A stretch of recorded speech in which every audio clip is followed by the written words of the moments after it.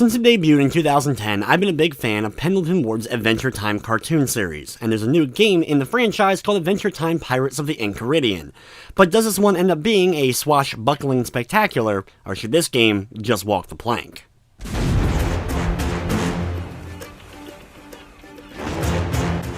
Adventure Time Pirates of the Enchiridion is a new open-world exploration, action platformer, and turn-based RPG game starring the characters and world of Adventure Time. You have Finn, Jake, BMO, and Marceline as your main playable characters, with plenty of other characters from the Land of Ooo making appearances throughout. The game definitely pays attention to the lore and takes place later in the Adventure Time series, so there are some nods, characters, and storyline elements that cover some later parts of the cartoon. The game definitely oozes charm, especially if you're a fan like I am of Adventure Time. You will dig the visual look as well as just how many little nods and characters end up making appearances. One thing that I will always say about all the games that have involved Adventure Time that at least I have played, they've done a great job at least encompassing the world and characters of the universe, and Pirates of the Enchiridion is no exception. When it comes to the gameplay though, everything that's included is decently done, but it never crosses the line to be great. The platforming is probably the weakest area. There are some camera issues and plenty of times where I ended up getting stuck on various invisible walls and environment things, but it still at least wasn't so bad that I ended up getting frustrated with it. The best aspects are definitely more in the RPG and the open world aspects. The open seas are fun to travel in the Land of Ooo. The only thing is there isn't an absolute ton going on. This game is more like Oceanhorn as far as its open world pirate ship aspects in comparison to something like Assassin's Creed 4. Now, speaking of Assassin's Creed 4, one thing that I absolutely adore about this game is that Jake, Finn, and the characters will sing sea shanties as you're traveling the seas. We're back on board our boat and sailing with Marceline safe from her grave. Now we're heading for the evil forest. Are we dumb or are we brave? We're off on an adventure. We're off, the world to save. We're off. Battles in the game, though, are handled through a turn-based RPG.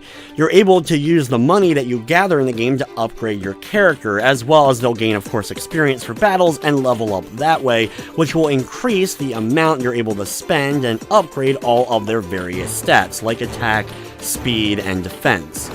Each character has special moves that you can upgrade, as well as have multiple levels to them to increase their effectiveness, and you have to unlock some of these by completing the game's side quests.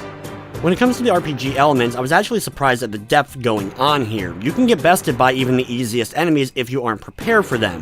Well, until you end up getting BMO. His abilities can break the game potentially, but before that, there is quite a bit of challenge of measuring out which of the skills you want to make sure you level up with each character to have ones that have more attack or more defense depending upon whatever situations you're in. I actually really enjoyed the turn-based battle system here, and it's not overly complicated and I think would be a good starting point for some who are trying to get into the RPG genre. The last aspect of the gameplay is the investigations. Here you're able to do kind of a good cop, bad cop thing with certain citizens of the Land of Ooo in order to get information out of them. You can end up failing and still progressing, but I always ended up retrying them to make sure that I was able to get the successful option at the end of it. These little elements, such as the open world, platforming, RPG, and investigations, at least leads Adventure Time Pirates of Enchiridion not to be boring. The game isn't exceptionally long, but was actually longer than I expected, taking roughly 8 to 10 hours, but there's also plenty of side quests that I haven't been able to touch on quite yet. From the technical side of things though, I'm happy to report there was no major bugs or crashing. There's just some minor stuff here and there, like I mentioned the camera in particular, and lots of invisible walls made navigation a bit difficult, but nothing that was too frustrating. Adventure Time Pirates of the Enchiridion is available now on the PS4, Nintendo Switch, Xbox One, and PC for $29.99, and it does feature a Platinum Trophy on the PS4. Overall, Adventure Time Pirates of the Enchiridion is probably my favorite of the Adventure Time games, at least on PlayStation 4. Of all the games to ever come out with Adventure Time, the one on the Nintendo 3DS called Ice King, Why'd You Steal Our Garbage is potentially my all-time favorite, but this is right near it. There's a lot of heart put into this game, trying to craft the Land of Ooo with an interesting new take on it, and a storyline that follows the stories of the show and fits perfectly with the universe. With everything said, I'm going to be giving the game a 7 out of 10. That's going to wrap up this review. I'd like to thank you for watching, and of course, I hope you enjoyed.